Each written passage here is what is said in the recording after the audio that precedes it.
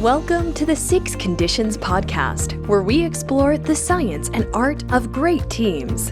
Join show hosts Drs. Ruth Wageman and Krister Lowe for pithy summaries of great research being done on teams and organizations, as well as inspired and artful approaches for using those ideas to enable brilliant collaborations.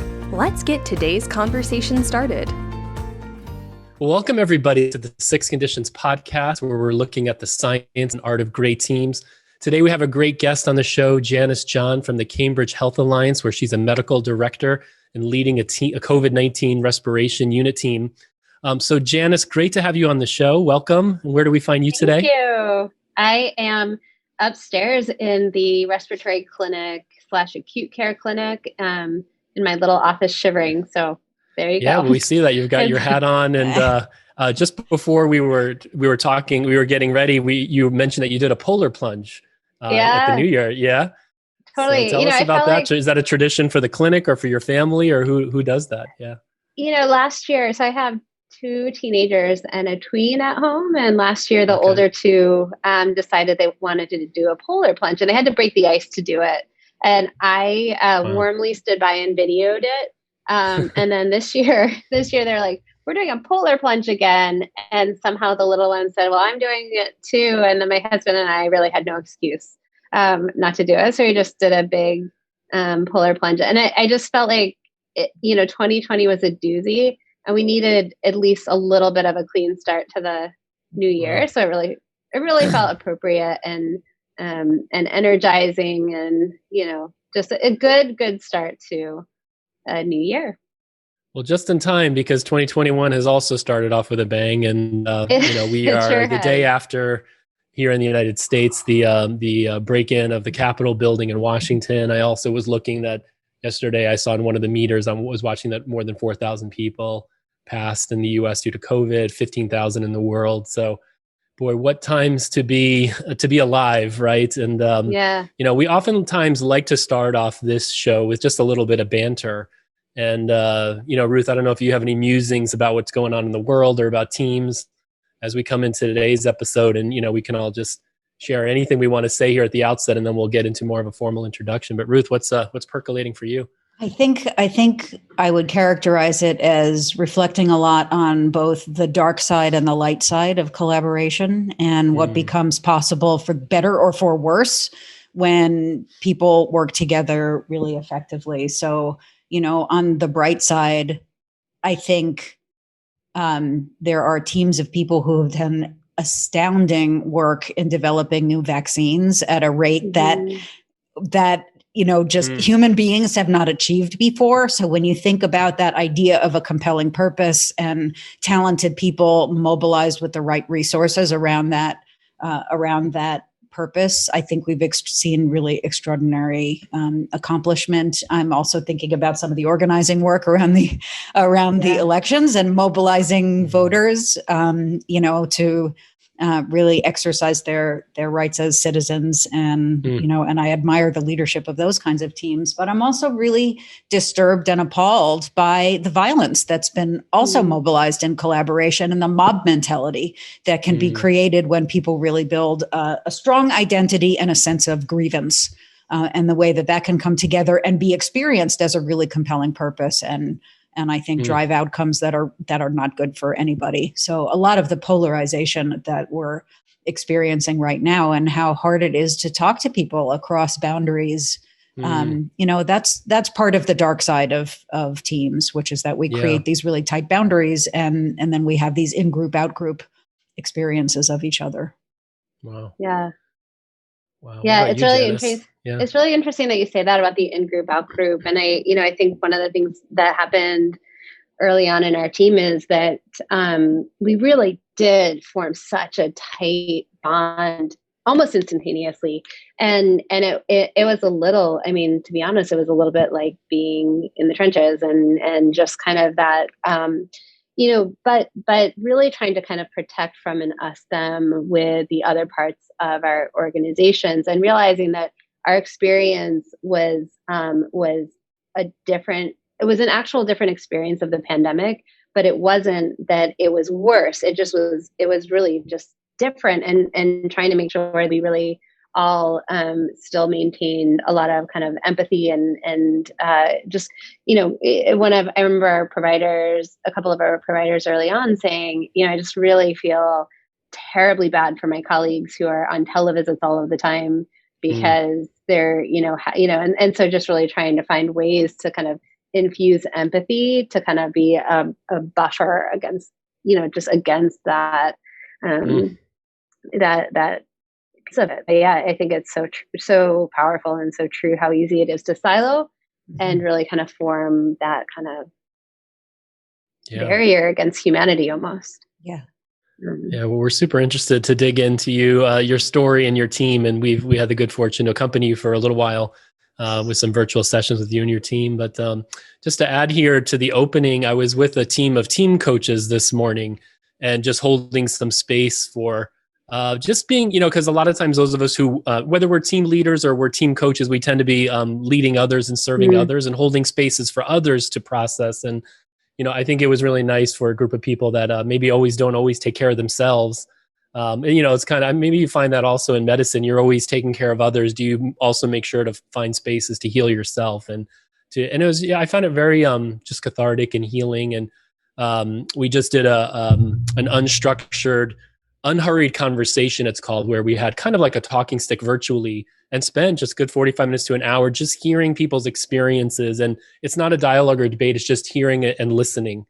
And it's super powerful. And I really, I found that, something. And, as I think about the work you've been doing, Janice, everything's interconnected in our world. And it seems like whether it's Me Too 2 years ago, Black Lives Matter last year, the pandemic, all of these things are really forcing us to reinvent ourselves, right? And be fit for purpose for a new world. And a lot of people have been commenting that the pandemic has really accelerated our trajectory into the future, right? With digitalization and just new ways of working. So really challenging times to be alive, but also maybe really fruitful ones as well. So try to keep a positive outlook on things, right? So. Yeah, I mean, I think like two things come up there for me. One is just so as I mentioned to you guys at the outset, I have two teens, and they are doing, the one's doing virtual school, and she just, she misses seeing faces, she misses making music with people. But one of the things that has also been true is just the amount of intentionality that, like before all of this, we were almost on this fast paced, over scheduled thing. And from a work perspective, I'm still very, very busy, but from a home perspective, each minute, each hour of our day is just so much more intentional. And then I think the other thing that kind of comes up with this is one of my team members yesterday, as we were, one of the team members had on kind of the C-SPAN stream, or one of the streams going while we were in the middle of clinic, and then another one came over to me and she said, "We just need to focus in on joy. We just need to focus in right here and be here and and alleviate suffering," which is I think the thing that we really talked about so much early on was we're in the middle of this horrible and dehumanizing pandemic, and we are not going to solve everything, but if we can bring a little more humanity into the world together, if we can make the world a little kinder, then let's do that. And I just, it's been such a joy to see that, not just in medicine, but outside of medicine, just the way that people have really sought connection and sought to bring a little bit of additional kindness to maybe counter a little bit of the horrible. Yeah. Well, for the listeners, Janice, I think it'd be good to provide a brief introduction to you and to have you round out anything else you'd like to say about yourself. But, we have Janice John on today. She is a medical director at the Cambridge Health Alliance. And this year, starting in March, she built and led a team of 15 clinicians to create an outpatient clinic to care for patients at high risk for and from COVID-19. This is in Middlesex County in Massachusetts in the United States. And this effort has really become a model of excellence for learning of outpatient COVID-19 care. So lots of great stuff there, and we're going to get into a bit of her story today. But we always love to bring team leaders on, doing great work, leading teams, solving big challenges of the world. And I couldn't have imagined what it must have been like for you back in March, being called on to pull this team together. And we're going to get into a bit of that story today. But what else would you like the listeners to know about you, Janice, before we dive into some more content? Sure. So, I think, so I am a medical director. I'm also a PA, a physician assistant. And I think that professionally, what that means is that I specialize in being a teamer. My training is to be a teamer and to work within the context of team. PAs often end up in kind of operational leadership or in clinical teams, maybe in kind of like unsung hero ways. But it was really wonderful to kind of be able to, I've been a PA for almost 20 years and have informally been in a lot of different leadership roles. And about 6 months before the pandemic hit, I had taken on an associate medical director role in a clinic. And then partly because politically, it just wasn't really quite the thing for PAs to be able to be medical directors. And then when the pandemic hit, I think the pandemic actually has made us throw out some of the roles that didn't necessarily make sense in the first place. And so that's a little bit of my professional story.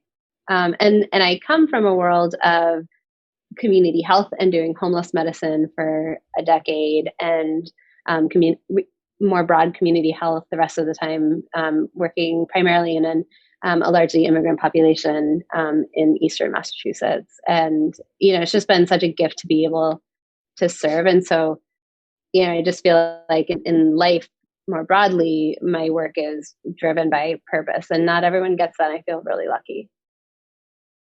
Yeah, it says here I've been poaching off of your LinkedIn that your team's created clinical guidelines used by many health systems, including the development of the up-to-date chapter for outpatient adult care for COVID-19, and that your team also's core focus has been to increase access to communities impacted by systemic racism, building trust and decreasing stigma. So couldn't imagine a more purpose-driven team and organization there than you've dedicated yourself to. So tell us, Janice, a little bit about pulling this team together. And then I think, you were a month or 6 weeks in when you reached out to us. I think you knew about Ruth's work or the 6 conditions work and thought maybe it would be a good time to pause your team and do a little bit of reflection after being really standing up this clinic over a short period of time. And really, I think you had seen about 1,000 COVID patients by that point when we got to you in April. But you want to tell us a little bit of the story? And, I think there's 2 interesting angles here. One is about the story of the team and the work, but also you as a team leader, right? So I think we may toggle back and forth between those 2 themes. So going back to March 6th, so I was running this other clinic, and we had been hearing about COVID cases. March 5th, I think, was the first COVID case in Boston that was identified, a Biogen employee. And we had set up some protocols to try to identify who might be, and it was similar to the Ebola work. Ebola just didn't happen to hit our area, but we had these protocols set up that were intended to keep everyone safe and keep the patients safe from each other, screening questions and put masks on people right away. And we were already starting to have some supply chain disruptions even back in early March. We were starting to see that was going to be a thing. And so we weren't necessarily masking for every patient yet. And we were certainly not masking, with each other. But I had a patient come in very late in the afternoon. It was a super busy clinical day, and he was scared. And so he didn't tell the team the whole picture on the screening questions. And when he came in, I mean, he really fit the picture of COVID. And in the process, there were a number of potential exposures. And it was that day. I spent the entire weekend trying to figure out, 1, does he have COVID? 2, what does that mean for my team that was exposed? And 3, oh my goodness, like I don't know how to keep my team safe. And it was just a terrible feeling of this is not going to work with, all of the patients we see in life and how respiratory conditions spread. And so a few days later, my boss, who I would say is just an incredible leader, and very empowering, just more broadly, more generally, said, I asked her how things were going, and she said, we're going to need to do these 5 things. And one of the things was we need to set up a freestanding clinic to see patients with respiratory symptoms. And without asking my husband and without even thinking about, anything else, I said, I'll do it. And I think what it was in that moment was just actually mostly fear of not being able to keep my team safe, and feeling like if I had this one project, at least we could keep teams across the alliance and patients across the alliance. We have 12 different clinics, and I thought this is the one thing that I can do to really help right now. And then she said, well, can you do it in 2 days? And I said, sure. Not even completely thinking about it. And then I was like, well, how about maybe like 3 days, give me 3 business days to get it open. And it was amazing from that point on. I hadn't asked my husband, I hadn't asked my operational partner. But each person that I talked to it just reflected back, of course, this is the right thing to do. Of course, let's, my operational partner said, of course, we'll do this together. And she's someone who I've worked with for a very long time. She's the practice manager that I worked with for almost a decade at this organization. So she and I have a lot of trust with each other from the get-go. And I also had seen her, do amazing things. We had kind of an environmental disaster in a former clinic maybe 5 years ago, and she helped almost single-handedly shut down our clinic and open up another clinic within a 24-hour period of time, and every single patient got care. No one had care disruption. So I was like, well, if I'm working with Paula, it'll be fine. And I think my superpower as a leader is really partnership with other people who are just phenomenally capable. And so Paula was the first one to say yes. And then I said, I asked my boss, I didn't want to disrupt our primary care panels, because I thought another piece to this is if we're going through something bad, our primary care panels need to be disrupted. And there was a float physician that I'd worked with before, Dr. Hall, who well, and she had been doing global health right before coming back to CHA. And I said, I need Laura on this team, because I think, one, it'll be least disruptive to another team, and also her experience in global health will make this work. And she did the same thing of yes, and then, oh shoot, I should probably talk to my spouse. but then it was a yes. And so within 5 days of kind of talking to our teams, we opened the clinic and started seeing our first patient in our COVID clinic. Was it clear to you who the rest of the team should be, and were they all on board too? What was their reaction to becoming part of this sudden new adventure? It's interesting. So the team that I was part of at Assembly, the leadership team was a hard yes. And interestingly, our medical assistants were also a hard yes. They said, we're doing this, we're going. Our LPN said, we're going, we're doing this. And the nurse that I worked with most closely was also like, this is something that I need to do. And as it came to the clinicians, it was a little bit tricky. I was worried. I was mostly worried about disrupting our panels. And so I actually requested them to all stay with our panels, but go to a new site so that they could continue caring for our core patient population. And I was going to mostly work with floats, but 2 of the 4 clinicians didn't actually give me that choice. They said, we're coming. You don't have a choice. And they've been amazing too. They've been with us since day one, and have been such an amazing part of this team. So in a lot of ways, the team, we kind of laid out, this is what we have to do. And the purpose was so strong that people said, we're doing it. And then as initially we just thought we'd start with a very small team because we really didn't know what we would need to do or how big this would get or anything like that.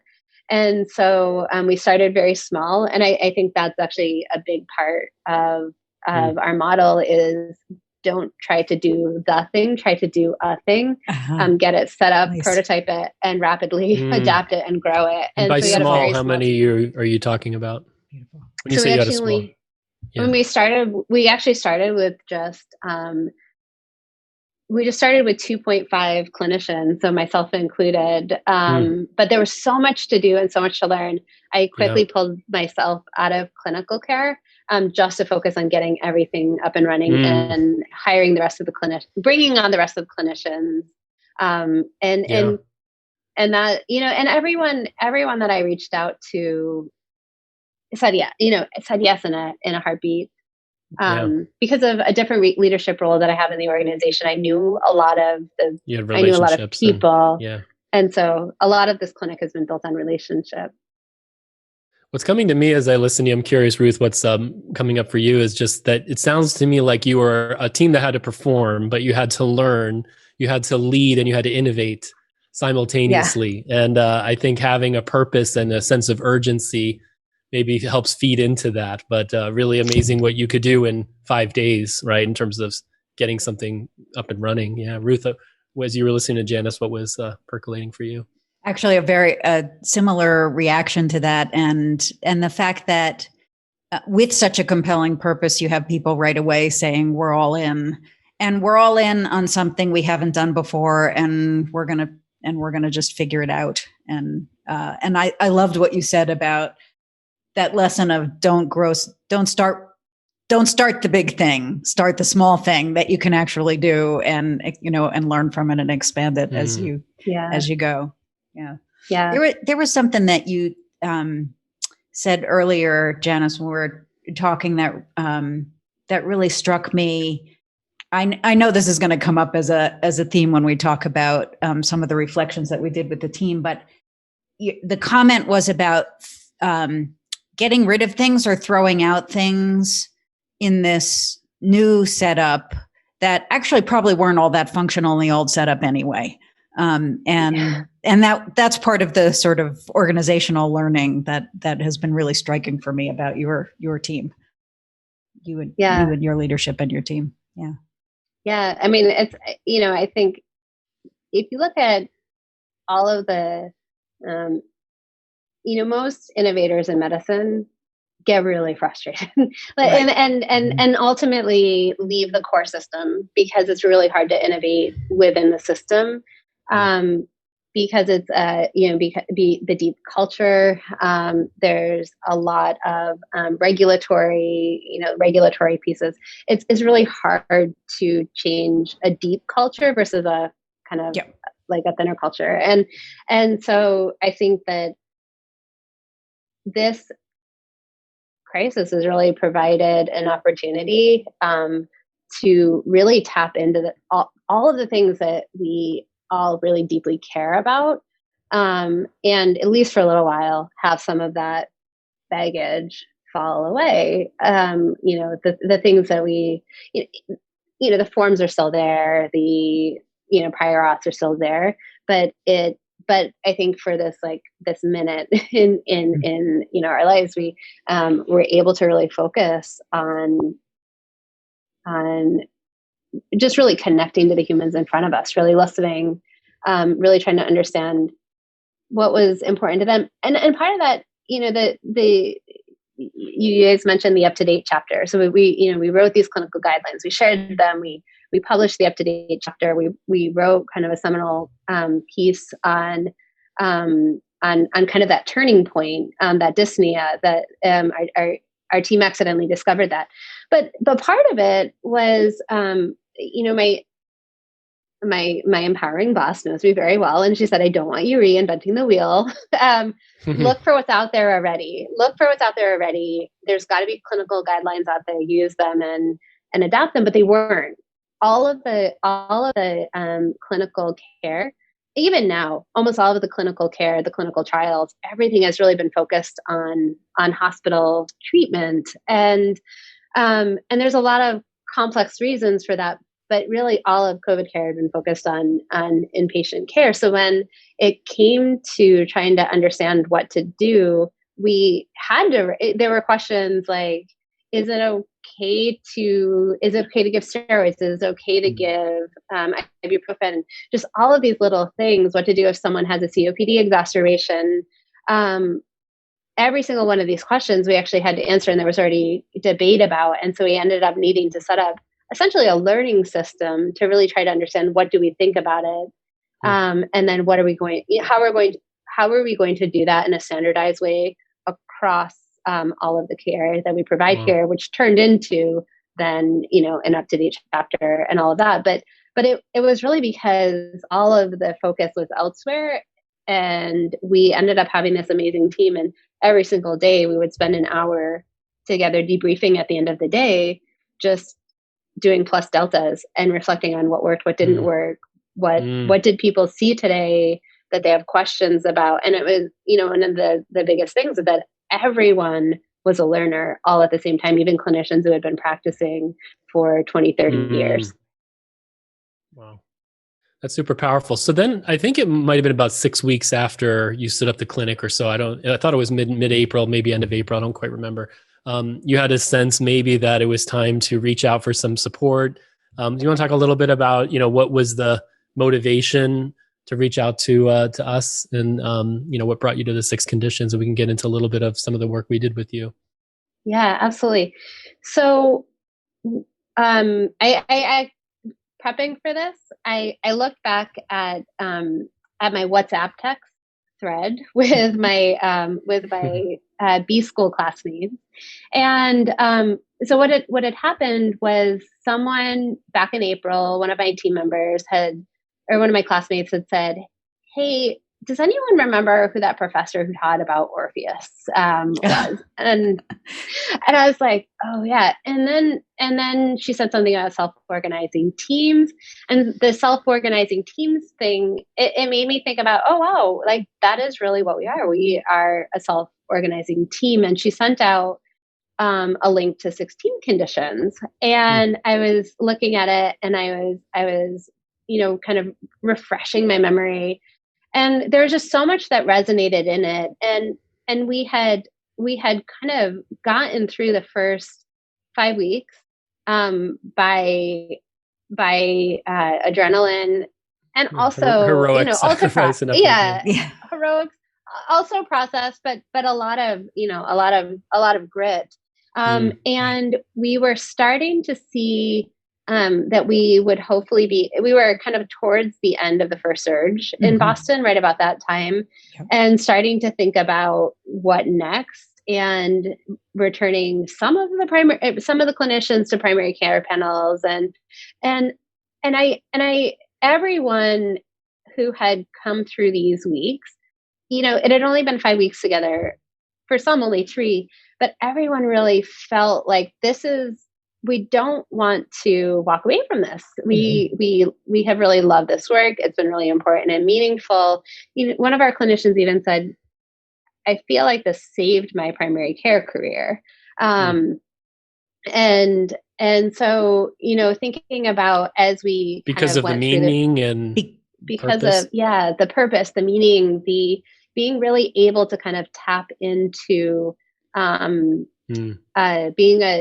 just the new learner eyes, all of these pieces, and the team. So I reached out because I really felt like I needed guidance in figuring out what was next. I felt like, okay, I know we built the team, great, and this is amazing, but how do we not lose some of this great stuff as we kind of go? And we had been working with a woman just a little bit. She had done a couple of sessions with us, and she's a wartime therapist, and she had kind of talked us through some of the things about, what happens to service providers in a complex humanitarian crisis. And so that was also sitting with me, I really want our team to learn from and not lose all of this goodness. And also I felt a little lost about what was next. Yeah. Yeah, my recollection when we met your team for the first time was, I think we did an assessment. Maybe it was the pulse check. It might have been a self-assessment pretty early. And I was describing it, they were killing it as a team. They were an amazingly effective team, but also I think very worried about how sustainable the pace was, and concerned that this was a pretty unique experience in their professional lives in a very positive way, in the sense that they were having a huge impact. They had a tremendous amount of autonomy. They were learning every day. And there was a sense of, I don't really want to go back to the way it was before, or I don't want to lose this. I want to know if there's something that we could capture about that. That's what's really standing out for me from our first conversations with them. But also the fact that you were reaching out to us for coaching at a time when this team was really killing it. They were really an extraordinary team. Yeah. Yeah. So our pattern was, I think, we met with you and your second in command, Laura, and we would have a session, and then we would meet with your team for 45 minutes on a Friday morning at 8 a.m. And that's what we got. And I think we did that for like 6 weeks. And that was a good stretch for us too, because we typically get to, work with teams and other, usually there's more time and we're face to face and all that. So this was on Google Hangouts. We were using Mural. And I think it was a great exercise for us too, to learn how do we try to create value really quickly and do this in short bursts. And I think that for me was a good eye opener in learning, because I think we covered a lot of the things we do with other teams, but just in shorter snippets. And I remember in our first session, we kind of did a look back and we just greeted you guys for the first time as a team. And I remember, most of you were on video in the clinic with your scrubs on and your face masks, and got to know you quickly. And then we did a retrospective, a look back on the last few months. And I remember all the hardship and the success that came out and all that. And, we kind of moved along. We ran the Team Diagnostic Pulse Check and fed that back. And it was glowing. We did some purpose work, looked a little bit at your stakeholders, some before action review.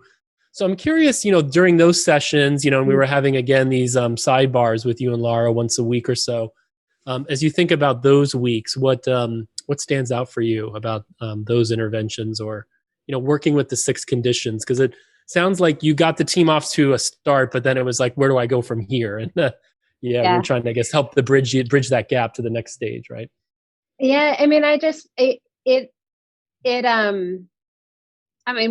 was such a gift, and to be able to kind of have that carved out time every single week with like Jedi masters and right, like as clinicians, we get pretty good at what we do, but being great as a clinician does not mean that you're a great leader. It does not mean that you are going to, run an amazing team. And so I love reading about teams. I love thinking about teams, but to kind of actually have that coaching and also for all of us on this team, well, not all, most of us are not digital natives. And so there were certainly a good number of our team members that, including myself, that, the idea of being all remote all of the time was kind of like not, I think people really were worried about being full telemedicine or, 80% telemedicine. And so to be able to see, and I think everyone has a bit of Zoom fatigue, but to be able to see how a really effective team coach can use these different tools and the different media to tap into team potential in 30 minutes, really. Because like we had an intro time and we had and so it was 30 minutes. And I learned more about my team often in those 30 minutes than I might in an entire week, and really kind of had that snapshot in. but then also is learning tools, right? And learning how to use a before action review and after action review. And so being able to kind of see how this can be done efficiently, quickly, in a way that really, and probably the most helpful thing. The entire thing was helpful. I think the reflection, I always really appreciate reflection because it helps me to kind of synthesize and then turn that into the next thing. But I think, I loved mural, but the thing that was the most helpful was even just the framing of 2-week sprints, 4-week sprints. Yep. Because we had just come out of 4 to 5 weeks. Yeah. And I was trying to look towards the future and plan and all of that. And then being able to kind of say, yeah, you can't do that. You get 2 weeks. Yeah. That's what you get. And it's really helped form so much. I remember that because I remember just asking you and the team, how far out in the future can you really see? Right. And you guys settled on the idea of a couple of weeks pretty quickly. Like we can see what the arc of the next couple of weeks is likely to be. Beyond that, it's all murky. And to just acknowledge that's the reality. So don't try to plan for 4 or 6 or 8. Yeah. What can you do now that will put you in a sturdier position for the next 2? Yeah. Yeah. And that was just so helpful. And I actually just had one of our newer team members, I had that conversation with a little bit yesterday. Just I can see till the end of January. We're in a bad space till the end of January. I don't know after that. But here's what we can do. Yeah. Yeah, I think the working in the rhythms and cadences, I think it's useful for all teams, but in particular for your team, given the line of sight was only about 2 weeks out, made a lot of sense. But I think it also fits the nature of the prototyping and the learning team that you were, right? That you had to learn your way forward as you did this work. And that seems to fit. Yeah, I think our sense was to kind of throw in some ways the kitchen sink of all the tools we have and see which ones stick, or throw spaghetti at the wall and see what sticks for you guys. It's so great. Yeah. And, also, I think this is true this is the value of coaching, whether it's for a team or even you and Laura on the side, having a space, like you said, just to reflect. And again, when we're so caught up in performing, we oftentimes don't have that space. But if we don't have space to reflect, then we can't learn and make the small or large changes to how we're working that really can have significant effects. So kudos to you for, having the awareness to reach out and, just to invest in that. Right. So I'm curious for you just about your journey as a team leader. I'm sure there are a ton of insights that you took and learned about yourself, but also about leading teams and standing up teams. But are there any kind of, 1 or 2 or 3, big ahas for you as a team leader, or you think that you've really grown around or would want to share today that come to mind? I think one of the things that I sort of, I knew, but I didn't completely fully understand, is how important it is to pair with people who have completely different skill sets than you, and then how to make those melt together. And I think sometimes we really want to work with people who we gel with, we click with, who are like us. But what ends up happening, I'm very kind of, I'm a cloud thinker, I'm an explorer. So I really need to partner with people who are very process oriented and kind of operational detail oriented. Concretized the visions you come up with. Yes, exactly. Exactly. I'm probably too comfortable with ambiguity. And so it's really helpful to partner with people who are much more concrete in that way.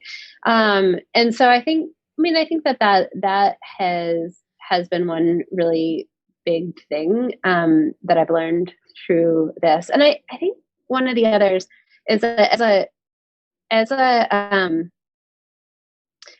first week or couple of weeks, I flexed some leadership styles that are not really my resting leadership styles.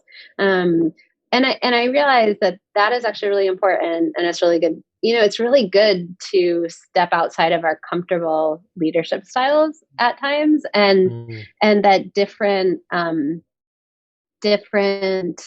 situations just require a different type of skill set. So it was actually kind of great to try on something new. I think that's a great lesson. And so let me dig a little deeper into that and ask you, how would you characterize what's sort of your natural resting place in your leadership style? And then what did you feel you had to bring that was not quite so typical of how you lead, and why? So I'm a very I tend towards visionary, transformational leader, and so kind of cast the vision and then really kind of empower and bring people on board. But for the first few weeks, I really needed to tap into being a directive and pace setting leader of, this is what we're doing. And, even one of my team members still jokes about this, but when he asked to come onto the team, I kind of gave him a hard time. And I said, listen, I need to know that you're going to follow the rules and that you're going to I'm giving you your marching orders. And he's like, this is kind of like the military, isn't it? And I was like, yes, it is. Which is not, you guys have worked with me for a while. That's not really my jam, but I really felt like in those moments, the utmost important thing was that every single team member really felt respected and really felt safe and really felt, not questioned. And so, so a big part of it was making sure, and really didn't spend a lot of time kind of waffling. We really needed to work kind of quickly and efficiently. And so just getting it up and running, there was a lot of directive pace setting style. But then as soon as we kind of got that foundation built, there was much more place for, kind of empowerment and making sure people had, the vision, but then everyone could kind of just join together and the authority can be more distributed out in the team once you're up and running and learning and you've built norms and you're performing, right? Yeah That's awesome. What did you find over time as this learning team emerged and the focus on learning and capturing the learning? What did you find that if anything surprised you about what your team needed from you? I think that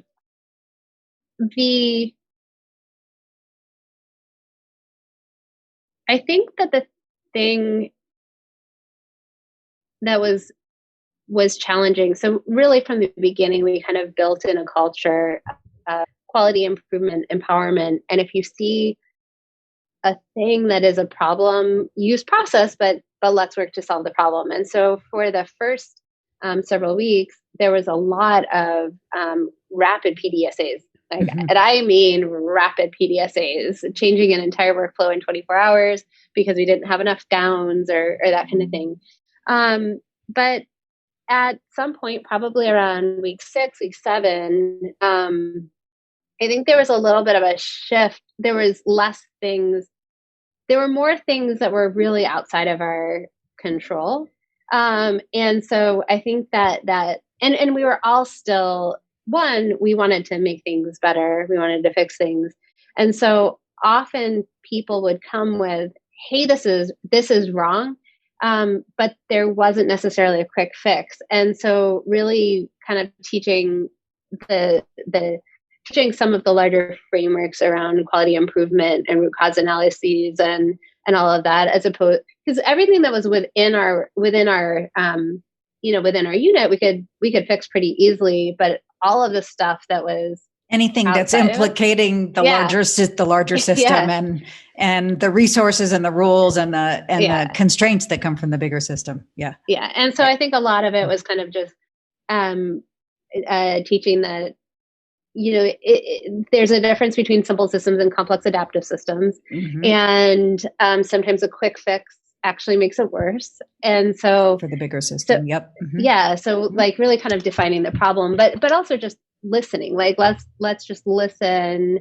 And sometimes we're not going to fix it. Sometimes we have to just sit with the problem, and that, that is what it is. So I think that the thing that I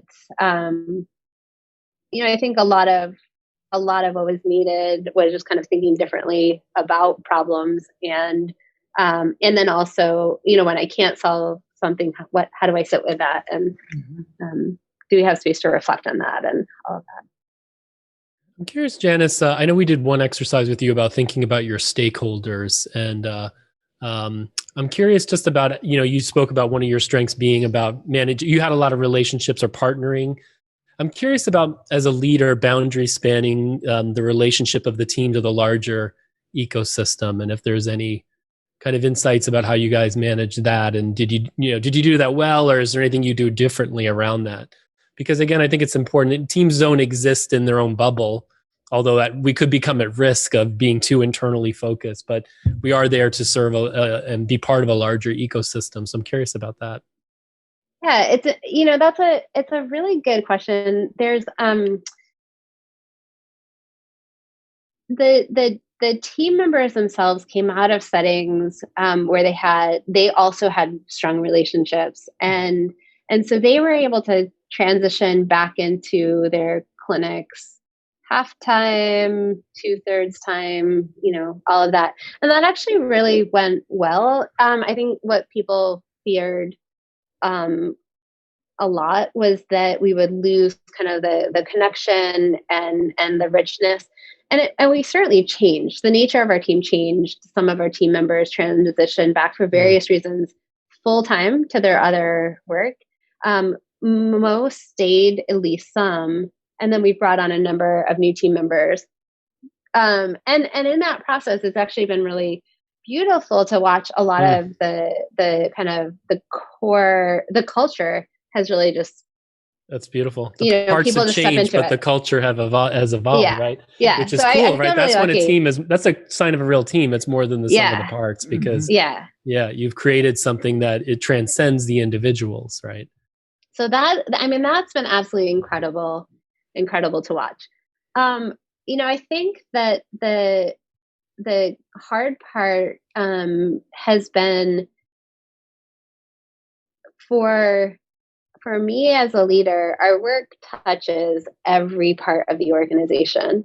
Our patients that we care for have often just been in the ER, or need follow-up within primary care within a week, or so we're really kind of a bridge to all of these other things. And the other thing is that every team member's time has been a little bit of a complex negotiation. Realistically, the demands on our system are pretty intense. We have a high amount of COVID in our communities, and that did settle down in the summer, but it didn't go away. But now it's kind of astronomical again. And we're a small safety net institution, so our bandwidth was pretty low to begin with. And so I think when that happens, when the demand versus the supply is mismatched, everyone feels an element of scarcity. In the first surge, there was this world in which we couldn't do that much primary care, we couldn't do that much hospital care, and no one was coming for surgeries. During this surge, everything's still happening. It's like we're not living in a pandemic. And so I think there's just there's not enough resources to do everything, and certainly not enough to do everything really well. And so we're having to make these very hard choices.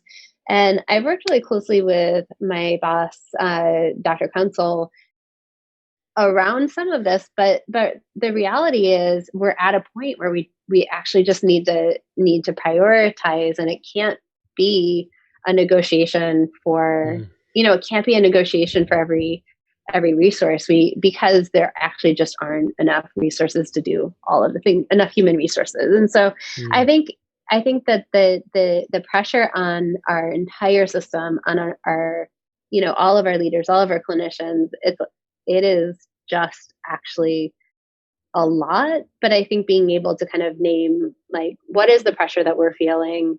Where is it coming from? How do we prioritize? What's our central approach to that?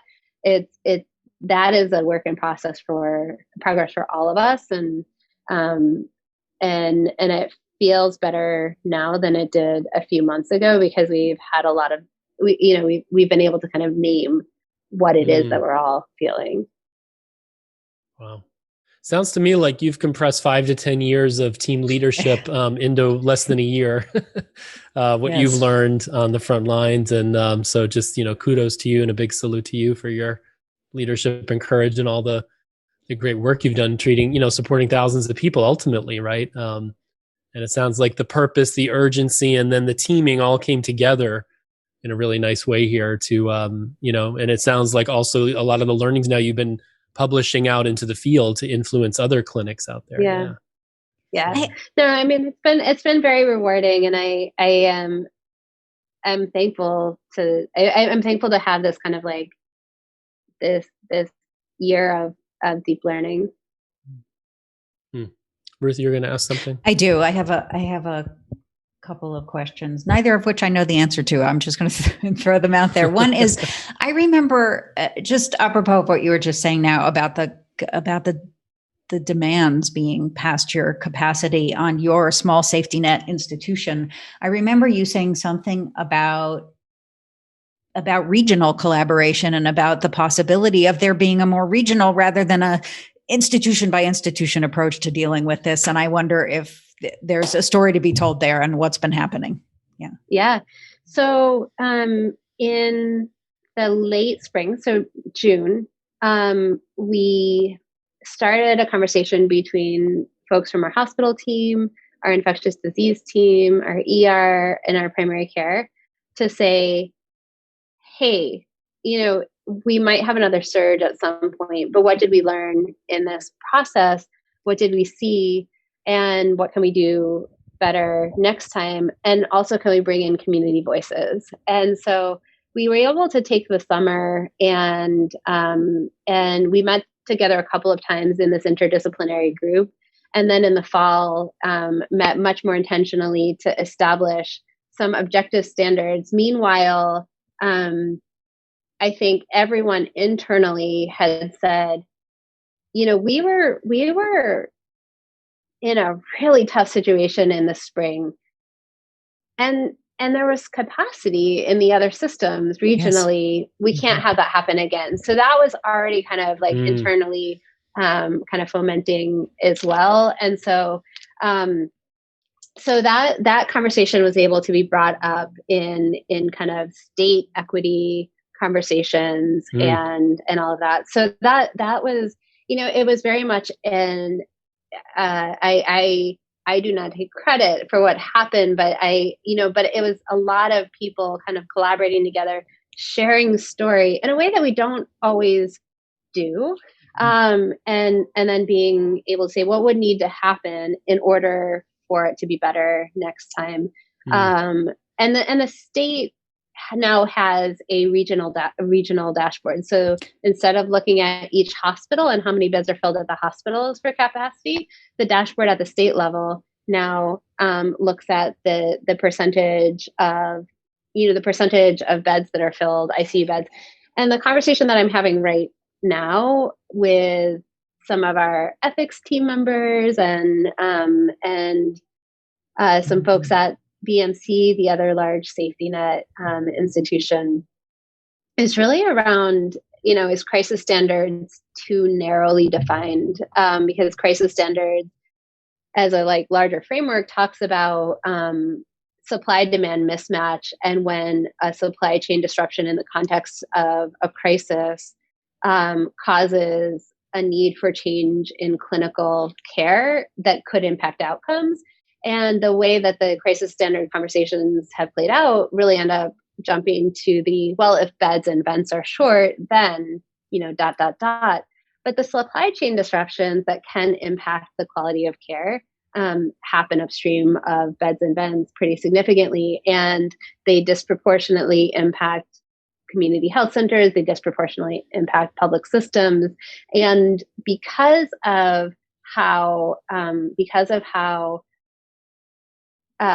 system, because of payer mix, because of racism, really what structural racism means that supply demand mismatch will impact community health centers and public systems more. And how do we actually talk about, being anti-racist in medicine isn't just about addressing implicit bias. Right. It's actually looking at payer mix. It's actually looking at who is in your system and all of that. And so, I don't think we're gonna fix that by next week. But I think that there's more opening to the conversation now than there would have been 2 years ago. And so, right now, I think we have a lot more in the first surge. We weren't really talking so much between the hospital, the ER, primary care. And right now there's a lot of we had the summer and the fall to start to build those relationships and the mental models. And it's not perfect, but we're having the conversations and we're sharing, we're sharing cases, we're sharing concerns. We're trying to figure out if we're at a point where our hospitals are regularly filling. Right. And so what does that mean for outpatient care and when someone's discharged and what a safe discharge looks like? We're able to have that conversation, which we never were in the first surge. And that I'm super thankful for that. Yeah. That's great. So guys, I'm thinking maybe we should start to wind down this conversation, but I'm curious, any final thoughts or reflections or questions, Ruth, here we want to capture with Janice before we I think just how is your team doing now? What should we know about them? I know things are getting worse, like scarily worse at the moment. So how are you guys? Yeah. I think everyone is really tired. Yeah.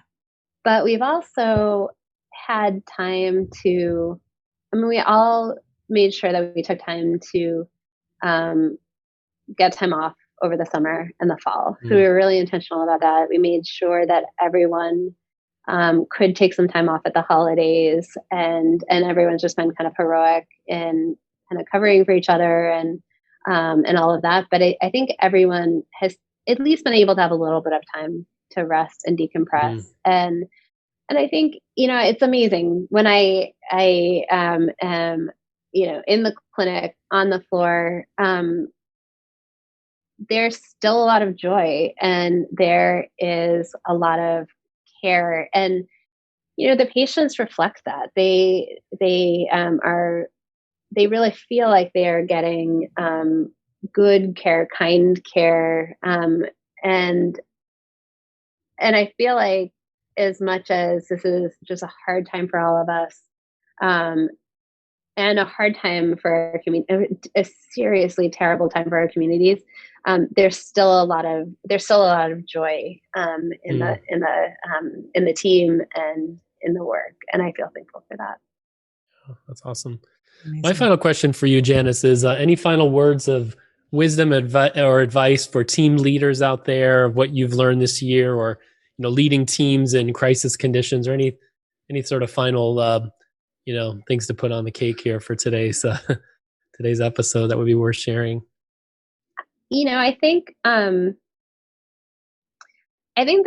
biggest thing is humility and listening. And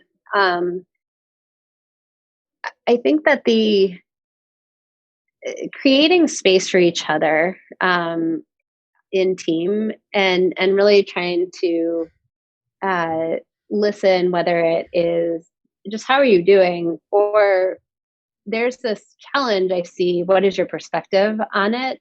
It's very different than a lot of how the medical system is used to running. It's quite, it's quite tipped down. And a year ago, some friends did a book group and we read the book Team of Teams. And it was really great, but I think that is the kind of, it's not just a different structure, but it is also a really different, it's not just a kind of like up and down. It's much more of a networked approach. You still need kind of like the central network command of teams. Yep. Yeah. And so I think that especially in crisis, especially where we're dealing with so many unknowns, the structures that we are used to working within don't actually work right now very they're not well. fit for the level of learning and innovation. Yeah. No, they're you still need to do across the network. Yeah. Pyramidal rather than, they still look like a pyramid rather than that network of teams. Yep. Yeah. Good. Yeah. Thanks. Well, good advice. Well, Janice, awesome having you on. Thank you so much for coming on and sharing about your great team and your journey as a team leader. And we're excited to follow you and see where your journey takes you. And hopefully this year we all get to a good resolution with the pandemic, and the learning will continue, because it seems like whether it's the pandemic or other things, our world will continue to be challenged. And a lot of I think the way forward is a level of collaboration. I think your story really, to me, is inspiring on what is possible that humans can do when they need to, when the conditions require us to team. Mm-hmm. And that's a beautiful thing in your story. So, yeah. And how do we not, I think that the biggest thing with a crisis is, how to make sure we learn from it and evolve from it. Mm-hmm. And so I'm hopeful that, not just each of us individually, but somehow collectively we can take forward some of this, and that the world can be a slightly better place because of it. Beautiful. Well, I think that's a great place to end, Janice. Thanks again for coming on, and we wish you a great 2021 and maybe another polar plunge next year or another one this winter. Please give our best. Winter. Yeah, I think that's a good idea. We should do it collectively, but please give our best to your team also. Tell them we're thinking about them. Yeah. Thank you guys for everything. Okay, thank you. Thank you. Right. Take care, Janice. Take care. Bye. Thanks for tuning in to today's episode. For show notes, links to great resources mentioned in the podcast, and for more information, go to 6teamconditions.com. See you next time on the 6 Conditions Podcast.